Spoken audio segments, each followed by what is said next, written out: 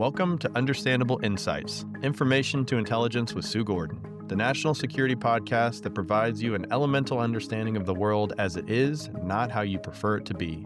I'm Eric, joined each week by the Honorable Sue Gordon. Together, we break down the headlines shaping our world and ask how we should be thinking and acting as citizens and leaders across issues in intelligence, technology, and business. It's July 14th, 2025. Let's get to it. Hey, Sue, how are you? Hey, Eric. Well, always metaphysically good. I live the best life. I would say physically, I'm 50-50. I had a 50-50 week. Yeah. Yeah. So for anyone who saw me on Nicole Wallace on MSNBC. Great segment. No, I have not chosen a new hairstyle. A new hairstyle has been chosen for me by my battle with cancer. And though I'm supremely confident that I've got the right medical team at Texas Oncology and UT Health, it's a fight. And this one laid me pretty low, not in terms of extreme effects, but just kind of aggregate fatigue. And I think there are millions of Americans that are like, yeah, we know. And so I say to them, I'm with you. Let's win the mental part and we'll trust the medicine to our teams. That said, the upside, I'm super bouncy because yesterday I watched my Caitlin Clark and her Indiana Fever have a great game against Paige Beckers and the Dallas Wings. And yay, Caitlin looks like she's back from her injury, playing like herself. She's not shooting great yet, but it was a great game.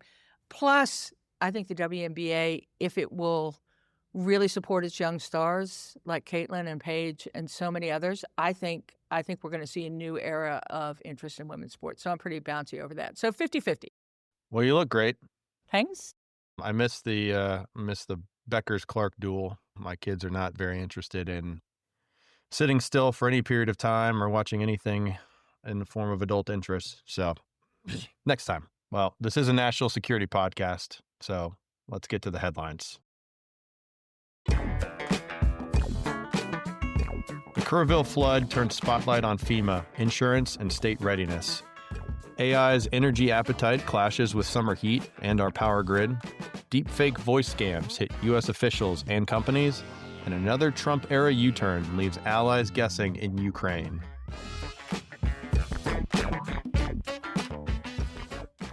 Well, I don't know how we're going to fit this in, but it'll be a great show. But Eric, even though I think most of our listeners probably wonder whether there's anything additional to add about the Kerrville tragedy, I think I'd love to talk to you a little bit about it and hear your perspective.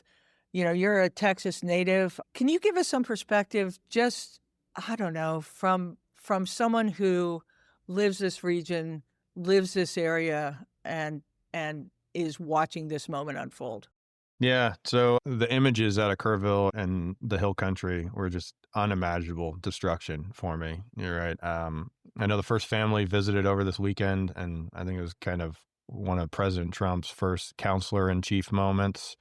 But you're right, growing up in South Texas, we went and visited when I was a kid, and we stayed about 3 miles downriver from where Camp Mystic and a lot of the main destruction was. And I can't imagine the loss for those families, what they're going through. The Texas Hill Country. It's just unimaginable to see that small river, the tributary, the South Fork of the Guadalupe. It's just so peaceful and calm, and the water moves so slowly, and just taking kayaks out there, and you almost feel like you're on a tranquil lake. To see 26 feet of water come in 45 minutes and the amount of destruction is absolutely unfathomable and hard to believe even seeing it. So I will say that proud of the Central Texas communities and volunteers. We've seen donations and drives, restaurants donating the profits for a day. But on Saturday, extremely heartbroken to see that damage and destruction. And even worse, what really bothered me was the instantaneous finger pointing. I think within hours, both sides of the political spectrum were pointing fingers at each other and trying to ascertain who was to blame and whose fault it was, when they hadn't even pulled all the bodies out of the water yet. And we're still trying to find where all these people are at and how many people are we even searching for. So that was super frustrating to see. What were your thoughts? Being a new Texan, you and I have talked about it enough, and I feel the depth of your emotion. Here's where I come from. I am embarrassed and tired of this hyper-partisan response to a never-ending set of disasters that we face as a nation, and I think it is unhelpful to our citizens. I think they deserve better than that, and so it perturbs me on a really deep level. And let's make our money in this conversation. Why are you and I talking about it? We're a national security podcast, and I think it's just time we realize that things that happen to us as a nation that weaken our populace, that demand our resources, that create divisions in our society are actually the definition of national security on the most fundamental levels. So it is worth us taking this microcosm and looking at it from the perspective of take the blame out of it. I'm 100% with you on this. But we do need to deal with it. And dealing with things that are big like this is what governments, whether federal or state, are actually supposed to be great at. So how do we look at this in terms of what should be the next steps, and not just in lessons learned, because I'm tired of lessons learned. Let's look at it in terms of what kind of lessons can be applied.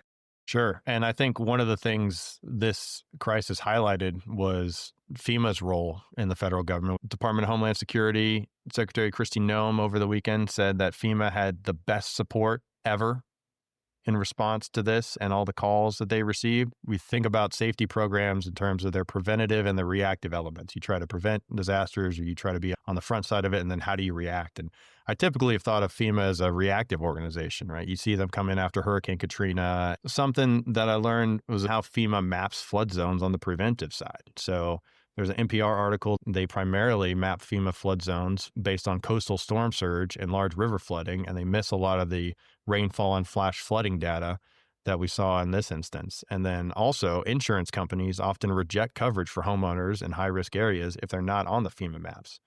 But since 1996, 99% of U.S. counties have experienced some form of flooding, but only 4% of homeowners have flood insurance nationally. This resonates in the primary counties affected. Kerr County, only about 2% of homeowners have flood insurance, and in Kendall, one of the neighboring counties, has less than 5%. So we know that federal disaster assistance is slow, and they usually cap out reimbursements at about $40,000. We're looking at north of $22 billion of damage here. And FEMA's been in the crosshairs for some time. But if it's not the federal government's responsibilities to help out in this case or to protect people, to help rebuild, can the states or the marketplace do better? Wow, what a big question. So let's say that Secretary Noem did provide the best assistance that could be provided from the FEMA that you described, that is reactive, that is basing its assessments, in some cases, not the best data or insight that we have. Let's say she did. Is that enough for us? Is that our goal, is to stay with the best we could do against an outdated view of human activity and the Earth's processes that we have right now? So let's look at the opportunity. What's so interesting is that we can now do incredible things, both from a governmental and from a commercial sector, mapping the Earth. We have sensors that can see things instantaneously, that don't rely on years-old data, can provide it over and over. So technologically, we actually had the ability to understand the Earth better than we had ever been able to. And there are companies that are lined up ready to help the U.S. government figure out how we can do better predictions of events, better routing of responses, better recovery. That's something that we need to do right away. So how do we take that opportunity? And then what's the role of government? I think the role of government in general, particularly the federal government, is to take on huge problems, be willing to tolerate long time horizons, and have deep pockets. I think that now the question is, how do we balance that between federal and state? Because what the American people have said is we want a smaller federal government and we want to move into states. How do you think that move happens using this event as something to think about? Right. You think that they could be able to go from federal to state. I mean, you've got some states that have significant budgets, right? Significant GDP, or and you've got other smaller states that don't produce as much, but everyone's affected. 99% of the country is affected by flooding, right? I mean, could you do some form of revenue sharing model? In baseball, you got small market teams like the Tampa Bay Rays. They compete in the AL East with the Yankees and the Red Sox. They've been to the World Series 2008, 2020. MLB distributes over $400 million annually across, but then you're still talking about the federal government redistributing and allocating funds, even if there's not an overarching organization. The Kentucky flood in 2022 comes to mind. They're roughly 29th in GDP compared to California, which has got a higher GDP than Japan. So how do you balance that? Okay, in America today, it is the policy of this administration to move resources and the problems that they try and address from the federal government to the state. We are going in that direction. I have an opinion about it. I think that the reality of asking states to each deploy the kind of resources it will take to create the infrastructure that allows us to improve on this situation is, one, not economical, and two, beyond their ken. Even more than that, some of the human resources and expertise necessary in order to come up with the kind of solutions I think is difficult for states to do. But we are on that trajectory. So I think what I'd do is I'd say, FEMA, figure out if you're going to be less, figure out what new less looks like to provide the fundamental service. And I would tell people who live in these areas to really pay attention to the choices that your local budgets are going against. I don't think there's any way to hope that some miracle is going to occur, because at least for the next 3 years, this administration is moving resources to states. They're taking them from the federal. I think we need to pay real attention of whether they're being applied. And so, Eric, it doesn't really matter whether I can imagine how to fix this. I can. But if that doesn't comport with the reality of the structures we have, I think we need to pay more attention and have more of a conversation. Yeah, in the words of the poet Shane Smith, concrete comes when a good bridge burns. So this almost seems like an opportunity to reorganize FEMA, which there's already a plan to, but reorganize instead of just cut, and identifying the end state, what you need it to be able to accomplish instead of just cutting down for numbers. Because I think we're both in agreement. There are climate extremes happening, right? They're having extreme weather events across the nation and world, and we're going to have to be able to react to it. If we had the outcome that we would have preferred from the disaster in North Carolina, which was in fact less predictive than the Guadalupe experiencing a flooding event, if we had taken that, and instead of blaming where could we have been in those 9 months, to reimagine the kind of capabilities and services and investment that will put us better positioned against the environment we now face rather than the environment we used to have. Secretary Noem, this is a great opportunity for your team to reimagine how to do your job and then work with state and locals about how to do theirs. But it will still take resources, Eric. There's just no way around this. All right, staying in the environmental lane. The Hitachi Energy CEO warned that AI data centers are destabilizing power grids due to sudden extreme electricity spikes, 10 times surges that are unlike any other industrial load. So a little bit of background, Hitachi Energy Limited is a technology company headquartered in Zurich, Switzerland. The company produces high voltage equipment to include transformers and services for different renewable energy. Unlike traditional data centers, which do take a lot of power, apparently AI training causes a huge spike, and apparently they've been doing it unannounced or without coordination. This has caught a few grid operators by surprise, and it reduces their ability to plan some of their energy management. The peaks, combined with growing energy demand, threatens the grid. According to the International Energy Agency, by 2030, electricity demand is expected to grow by 33% from 2022.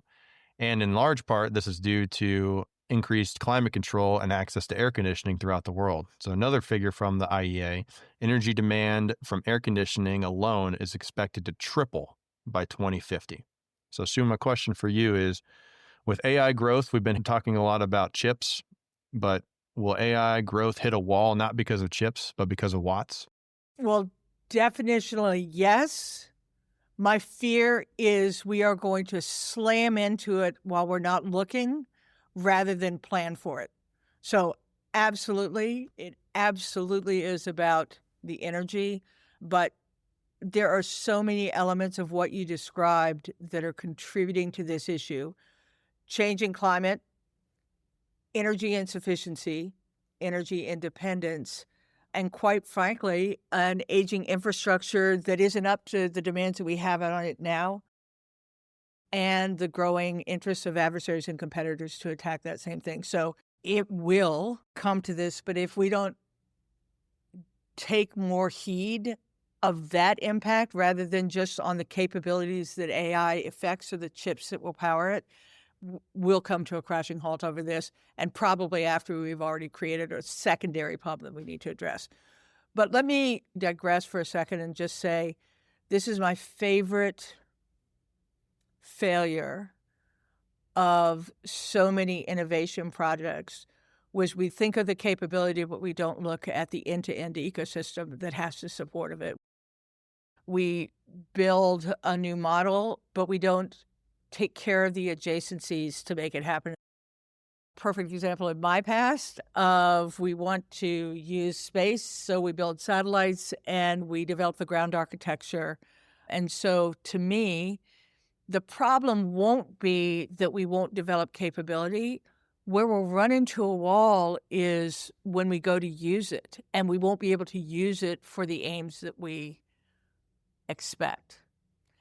And make no mistake, there's also not putting AI or information technologies back in the bottle. So we can't just say, let's hold up on that development and let's wait till we get the energy infrastructure together. So I think what's interesting about this is they have highlighted it correctly. We are over-focused on the capability. Right now, we don't have enough capability to do more than create some spikes, as was described in the article. But these two forces of use and advance are going to come crashing together, and we need them both. And I'm not sure where it's being addressed. Yeah, we're definitely creating a gap because there's a need there. We need cold fusion in a mayonnaise jar to be able to power this. Wait. Have you heard that one before? Cold fusion in a mayonnaise jar? You have my rapt attention. Yeah, so I had a professor who would talk about it, and I always assumed it was, just a lot of power in a small portable container.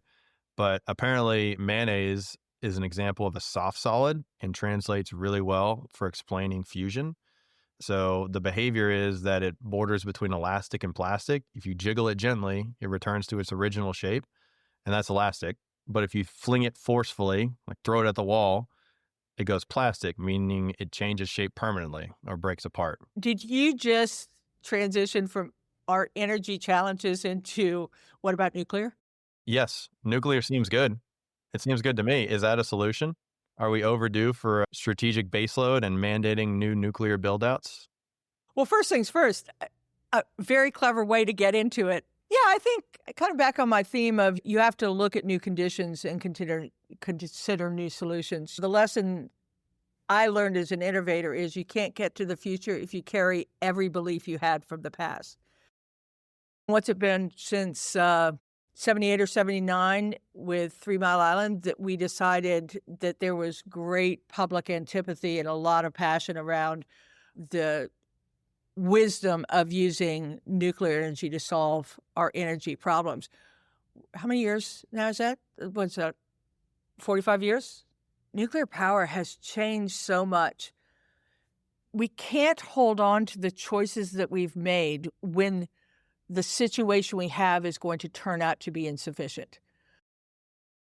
So what you described and what was described in that article about the reality of how much power not only data centers, but AI will demand of an already taxed energy infrastructure really requires us to look at how we're going to provide that. There is no denying that information management, sufficiency, use is going to be key to any societies and nations' survival. So we can't long for a simpler time when we didn't have this. But we have to look aggressively about what we need to be able to do, when we have to do it, and then throw out at the ecosystem of energy of how that is going to be supportable. And the problem is, whose responsibility is that? I don't know that Sam Altman is working on the U.S. energy infrastructure or actually, more importantly, the global energy infrastructure. So how's that going to happen? But we certainly need to be able to do it. Yeah, so some of the companies are investing in energy, right? Microsoft has their Constellation project. So you mentioned 3 Mile Island. That's an investment to bring back one of their reactors and bring it back online. OpenAI has investment with some of Sam Altman's personal finance into Helion Energy, which is a fusion startup. The energy cost per inference is relatively low. I think there are two problems. There's the cumulative just demand for AI comp, and then there's also the training aspect. And Altman even was quoted a few weeks ago being asked about how much energy is being used when you say hello or when you're polite and thank you to your chat GPT responses. And it's tens of millions of dollars in energy of just those characters going into your comments and politeness. So it's interesting to me that this article highlighted a private sector CEO calling for increased regulation and more involvement from the government. But do you think AI companies should be regulated like industrial utilities when it comes to this load planning? Yes, because the effects are going to be shared, even though these words coming out of my mouth for most of my career would have seemed like anathema. We just don't have the policies that we need in order to be able to operate as we want in the world that we're going to have. There is going to have to be, oof, man, I can't believe I'm going to say public-private partnership because that phrase has gotten so hackneyed. We are going to have to figure out how all the needs are going to be met, how we don't retard our growth by over-regulating, how we don't put ourselves in a position that the private investment in the capability to do something can't actually be employed in the areas we need to the effects that we want. So I don't really see any way for us to create aggregate societal effects with a capability that is going to be so central to our future against the backdrop of climate change that taxes us and failing infrastructure that taxes us. And adversaries and competitors have figured out that one of the ways that they might be able to get advantage over us is to be able to attack that infrastructure. So I just think that this is a real issue that is still a warning, that we have time to look at it. Here's what won't work. What won't work is if the government decides in and of itself to regulate an industry without understanding the realities of this industry and the realities of the company needs in order to be able to keep advancing us against the requirements that we have. So maybe this is the one that we actually take on. We did a pretty good job with cyber, but I think there's still some room for us to have more shared need and distributed approaches to how we regulate the industry. But it's going to happen. It has to. Or we'll slam into it and then we'll have massive outages of either civil infrastructure or we won't have the information infrastructure that we need. Right. And that's kind of the reliance, right? As we build AI more and more into our lives, and from a national security perspective, it's going to be necessary as we incorporate it more and more. But I think these companies are going to be pissed. There's a lot of money here. And this $300 billion valuation company isn't going to accept a government official with a clipboard coming in and saying, excuse me, you need to shut down for these 3 hours because we need to manage the grid. They're going to do what lobbyists have done since the beginning of time. And now with new flavor on it, they're going to buy Trump coins. They're going to get an audience in Mar-a-Lago and they're going to lobby to get this shut down. So the government has to be clever here in how they work with these private companies because they're going to take the demand. And I hate to be a broken record on this, horrifyingly, and I can't believe the scenario you described, because I think that's by far the most likely short-term solution of companies buying some exception for themselves. But I think this is why we're talking about these things here. Ultimately, and this sounds a little Pollyannish, all of us are making decisions all the time, right? About what we expect our lawmakers to do on the local level or the questions that we ask. So, horrifyingly, I think you're right in the short term. One of the things I've tried to do since leaving the government is to try and work with companies to understand that they are disproportionately both the threat surface of adversaries and competitors, and they are the national security decision makers. I think this is another great example where isolationism just isn't going to work. There are dependencies internationally that do not obey lines drawn on maps. And so thinking about the choices we make, the choices that our allies and partners make, the choices that our trading partners are making, those that we share geography are making, I think is another thing that needs to be tackled. So there are ripple effects. Interesting, started with just this simple, we don't have enough power for training sets, but I think it's worth paying attention to. Moving on to the Qantas hack and the rise of AI phishing. A recent cyber attack on Qantas Airlines, that's Australia's largest airline and part of the One World Alliance. So they share points and some systems with American and Alaskan, among others. This hack exposed the personal data of up to 6 million customers, including their names, emails, phone numbers, and some travel details. It came from a third-party call center, and so we'll talk about supply chain and some third-party another time, but Qantas assures that no financial data was exploited. This is interesting because airline data is prime for hackers because it contains rich personal and behavioral information that they then exploit for identity theft, loyalty point fraud, and some highly targeted phishing attacks. And speaking of phishing, there's a new AI-driven vishing or video phishing scammers increasingly targeting high-profile U.S. officials, including Marco Rubio and Chief of Staff of the White House, Susie Wiles. They're using voice cloning and smishing, which is another one, SMS phishing, or short message service. So think about like text phishing to impersonate and deceive the recipients. The FBI issued a public service announcement in May warning that AI-powered deepfake voice and text scams are trying to extract sensitive information and account access, and authorities recommend verifying any unusual communications through trusted channels. Sue, what are your thoughts on both this cyber security breach as well as the increase in AI, deepfake, and phishing? My predominant thought is in a digital world, all interests of our adversaries and competitors are affected in this space.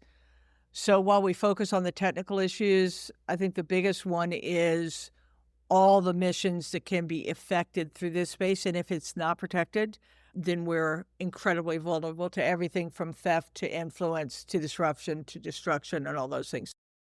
So cyber is incredibly important. We talk about it as a technical issue, but it really is just the whole gamut of national security translated into the digital space. The second thing is for all the attacks, for all the notoriety, for all the good work of the cybersecurity companies, for the great work of CISA, for those that have established policies and public-private partnerships and government executive orders to try and get us to respond to this shared responsibility. It's a very aggressive set of actors. These two events still happen with regularity. They've been hacking since 2014 when China stole all the personal data out of OPM, or in 2017 with an attack on Marriott, just stealing all the select program members' data. For as much as we've invested, for the trillions of dollars we've spent, for the good work everyone's doing, the truth is these still happen, and I worry that we're getting habituated to their occurrence. So each of these has some really interesting features. You did a great job describing the Qantas piece because there's just so much rich personal information combined with new technologies is creating very targeted, very believable, very impactful attacks that look like exactly what you expect. So the value of all that personal data is you can create something very tailored, and technology allows you to do it. The vishing piece, I think, when you combine it with that, is now you have someone who's supposed to be trusted telling you to do something or giving you information. And again, lovely if it's someone you should trust, really problematic if it's an image that is altered to create it. This is horrifying, Eric, but I've probably been out there enough. There are enough videos of me, enough audio of me, that you could probably make a video of me saying or recommending anything. So these are really damning individually, really difficult when you put together, because what they're creating is something that looks real. Technology allows it. How do we counter it?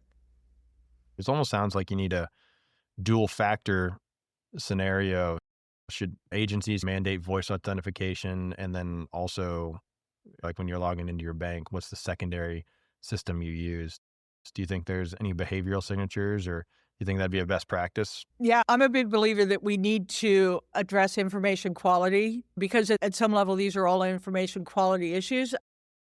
I think we've gotten distracted from investing in it because it got conflated with good and bad content. And this isn't about the legitimacy of content that is created by a known human, communicated by a known human. These are these artificial creations. So I think we really need to double down as a nation on information quality, because it is so central to our ability to operate as a free and open society. Focus on information quality has got to go all the way from what are we spending money on? What are the private equity and venture capital firms spending money on to advance the capability? To how are the content, the media companies investing so that citizens can have a better chance of knowing what's happening to them technologically, to how do we talk about this? So I think there's a whole ecosystem of work that needs to be addressed around the topic of information technology. I know that there are technologies that could help put more power in the hands of the computer to be able to understand the validity of what's happening to them and separate that from the content of what they believe or disbelieve. So I think this is a great topic. A lot of people working on it, just not enough concerted effort because we've gotten distracted by our distrust of ourselves. Right. And it's something that's just not going to go away. Right. David Axelrod, the former senior strategist to President Obama, posted on X in response to this Rubio report that, quote, "It was only a matter of time. This is the new world in which we live, and we'd better figure out how to defend against it because of its implications for our democracy and the world." 100% well said. So let's just, you and I want to focus on what can be done about it, not just problem identifying, but a little bit of, how to think about it and what kind of things will be done.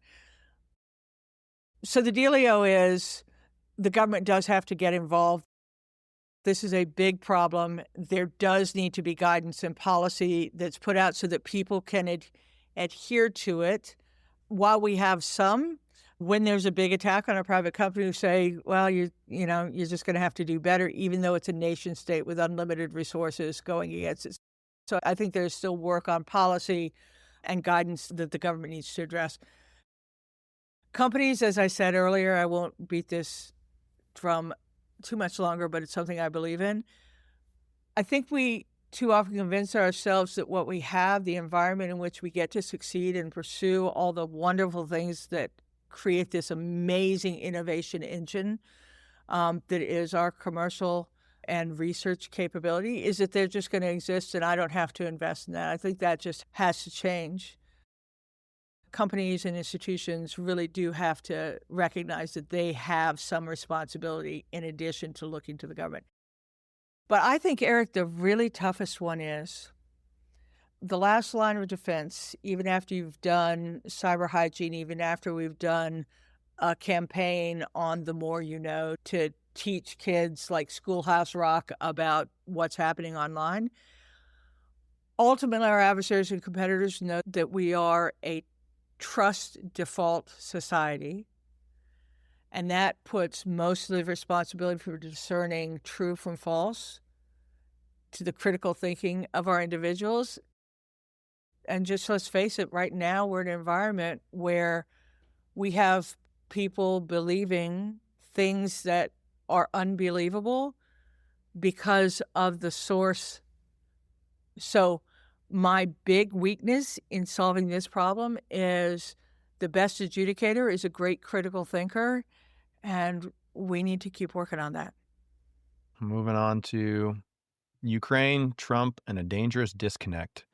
So earlier this month, Secretary of Defense Pete Hegseth reportedly acting of his own authority within the Pentagon. He paused shipments of key weapons to Ukraine, citing concerns over U.S. munition stockpiles. The move caught the president and other senior officials off guard, and days later, President Trump intervened, reversed the halt, and ordered the resumption of air defense missiles, artillery shells, and as of this recording, there was talk of additional Patriot systems being sent as well. So my question for you, is this a big deal, or is this just a day in the life of the Trumpster administration? I don't know whether you gave me this line or whether we read it somewhere, but my chapeau for this piece is strategic ambiguity is a tool, strategic incoherence is a liability.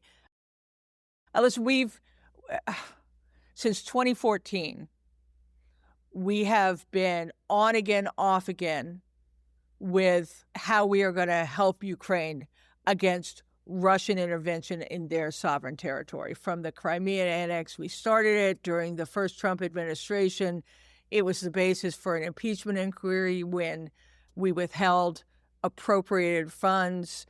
We provided resources under the Biden administration, but only to a point, excluding some things that would have made a difference. And now with this administration, early on, we were sending messages that we thought it was Ukraine's fault, and now we're thinking that we need to provide them resources.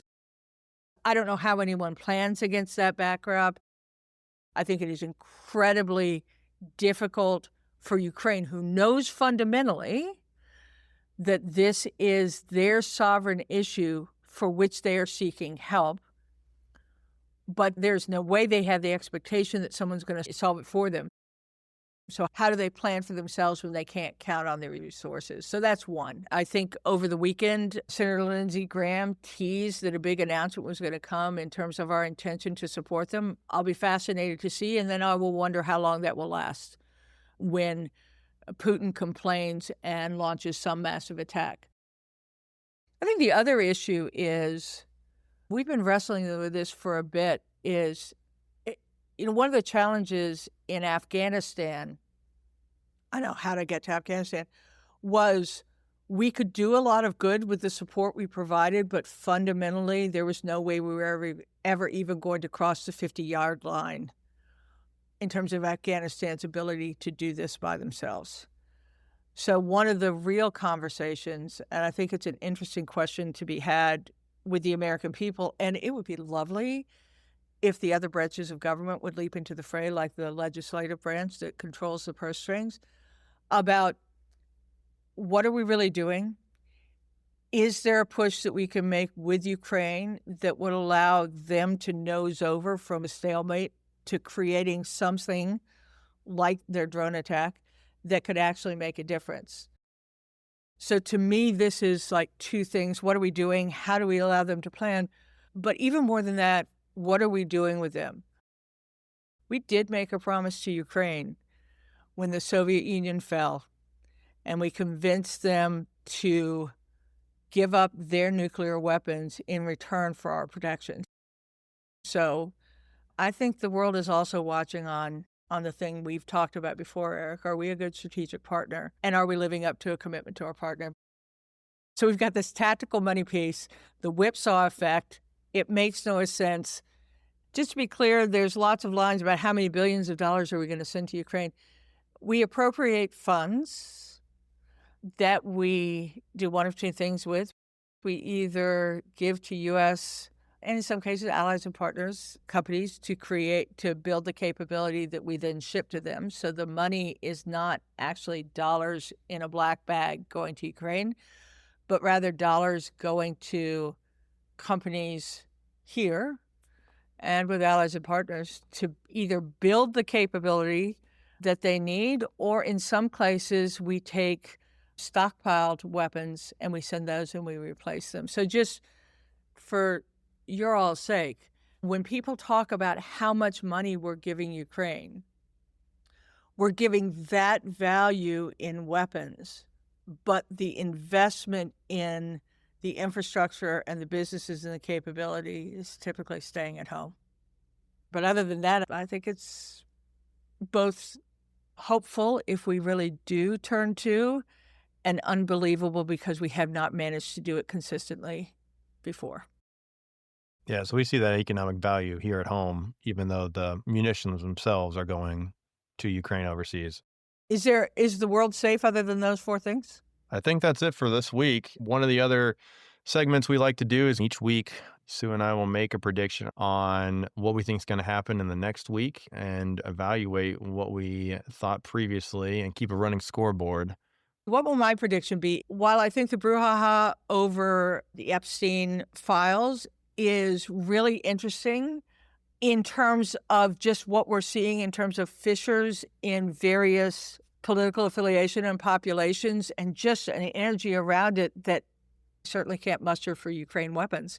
I think it could be used to create some clarity, either in terms of who's on the list, or in fact that there is no big conspiracy. But I think what's more likely is there'll be chaff and wheat and we'll lose interest. And by the end of the week, we'll have no clarity and there'll be some other issue that we're talking about. Yeah, everybody's on the list. So Yeah. nobody's going to let the list come out, right? Yep. Yeah. What did you say? Mutually assured destruction? Maybe. But again, I would love us to get to the point of serving America's interests rather than individual interests. I know we all can do everything ourselves, but societies typically require the willful subordination of individual interests for the good of a shared outcome. Usually government is the one that helps that. We got to get there. I do have a second prediction. Yes. Harkening back to my happiness over Caitlin Clark finally making a three since she was having a real rough patch. I believe that in the WNBA All-Star Game this weekend, Team Caitlin Clark, made up of the youth and enthusiasm of the new players in the WNBA, will overcome the incredible leadership of Fee Collier and her team of wily veterans who have the advantage of cutting and treachery, but I'm still picking Team Clark over Team Collier. Yeah, I don't know how you don't take Asia Wilson number 2. I think I just historically undervalue Breonna Stewart for some reason. She's a phenomenal player, and I just don't give her the respect that she deserves. But man, the 3-time MVP. Well, let me explain this to you. Caitlin Clark chose her teammate, Aaliyah Boston, first, and Fee Collier chose her partner in the Unrivaled League first. For my outcome, Asia Wilson is on Team Clark. So you have kind of that remarkable player, Asia Wilson, who brings a lot of capability. So I don't know. This will be fun. I'm putting my money on this one, though. All right. Next week, I think there's going to be something come out of Crypto Week up on the Hill. I think there's some form of legislation is going to come out, lending a little bit of legislative credibility to the crypto world. I don't think that many people understand it. I think that a lot of people are just going to be told to pass laws on crypto and they're going to fall in line accordingly. But I think it's going to result in a bump for Bitcoin, Ethereum. We're going to see a rise in the crypto industry this week. Awesome. I guess it's kind of safe. It's not really. Maybe I should give a percentage because otherwise it's like, oh, it went up over the 7 days. I get a point. I think it's coming. I'm going to give you the prediction. It's good. I think it'll be really interesting if it will be able to cut through the noise enough for us to say that it really happened. So I say stay with it. Sure. All right. I say be bold, be proud. That's what we're watching. Thank you for joining us, and no doubt there's more to come. We're reminded this past week through the generosity of volunteers and donations to the Texas Hill Country, this country's strength isn't in its power, industry, or government, but in its people. So thanks for joining us this week. Remember, we're here for you. Look for a link in the show notes to provide us feedback or to suggest topics for the next time. Join us next week for the Understandable Insights podcast, wherever you go to listen. Most importantly, go forth, do good, and be kind to one another.